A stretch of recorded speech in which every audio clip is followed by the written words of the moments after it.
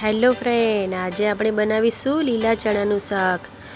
પ્રોટીનથી ભરપૂર અને હેલ્ધી એવું ચણાનું શાક. તો એના માટે આપણે સૌથી પહેલાં એક કુકર મૂકી દઈશું અને એની અંદર 4 પરી જેટલું તેલ એડ કરી દઈશું. તેલ ગરમ થઈ જાય પછી આપણે એની અંદર 1 ચમચી જેટલી રાઈ એડ કરવાની છે.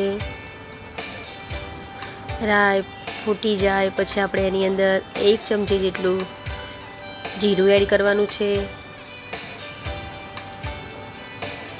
1 ચપટી જેટલી હિંગ એડ કરીશું.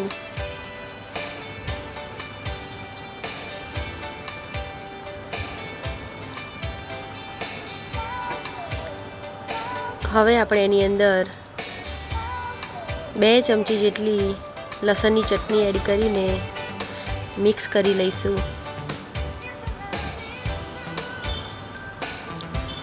કાઠિયાવાડી સ્ટાઇલમાં આપણે બનાવીએ છીએ. હવે આપણે એની અંદર ડુંગળી સમારીને રાખી છે, 1 ડુંગળી એને એડ કરી દઈશું. 1 ચમચી તીખું લાલ મરચું એડ કરીશું. હવે આપણે એની અંદર 1 ચમચી જેટલું મીઠું એડ કરી દઈશું અને બધું આપણે બરાબર રીતે મિક્સ કરીને 1 મિનિટ જેટલું શેકાવા દેવાનું છે. 1 મિનિટ જેવું થઈ ગયું છે. હવે આપણે એની અંદર કેપ્સિકમ મરચાં એડ કરી દીધા છે. ટામેટાની પ્યુરી એડ કરી દેવાની છે. મેં ટામેટાને અધ કચરા ક્રશ કરીને હવે આપણે એને 2 મિનિટ જેટલું શેકાવા દઈશું. 2 મિનિટ જેવું થઈ ગયું છે. હવે આપણે એની અંદર લીલા ચણાને એડ કરી દઈશું અને બધું બરાબર રીતે આપણે મિક્સ કરી લઈએ.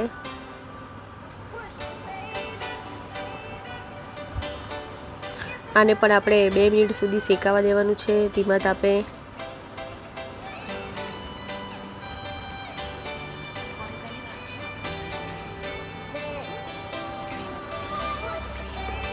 શિયાળામાં આપણે આવી રીતે ચણાનું શાક બનાવીને ખાશું તો બાળકો પણ નહીં ખાતા હોય તો પણ ખાશે. 1 ચમચી જેટલું આપણે મેગી મસાલો એડ કરી દઈશું અને મિક્સ કરી લઈએ. અને થોડુંક જ અડધો ગ્લાસ જેટલું પાણી એડ કરવાનું છે આપણે.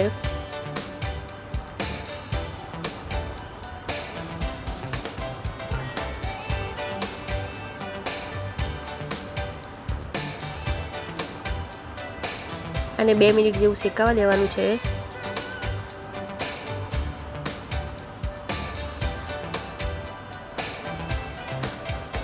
તેલ છૂટું પડી ગયું છે. 2 મિનિટ થઈ ગઈ છે. હવે આપણે કુકરનું ઢાંકણું બંધ કરીને 6 વિસલ આવે ત્યાં સુધી થવા દઈએ.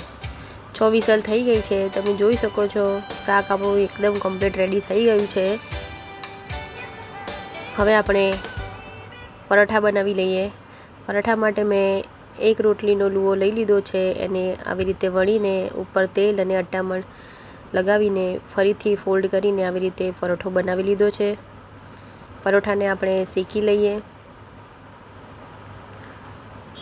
પરોઠો થોડો શેકાઈ જાય પછી આપણે એની ઉપર 1 ચમચી તેલ લગાવીને બીજી બાજુ પણ બરાબર રીતે શેકી લઈએ.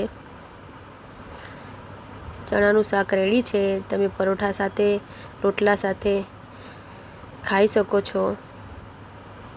ફ્રેન્ડ, તમને આ વિડીયો સારો લાગે તો લાઈક, શેર અને સબસ્ક્રાઈબ જરૂરથી કરજો. Thank you.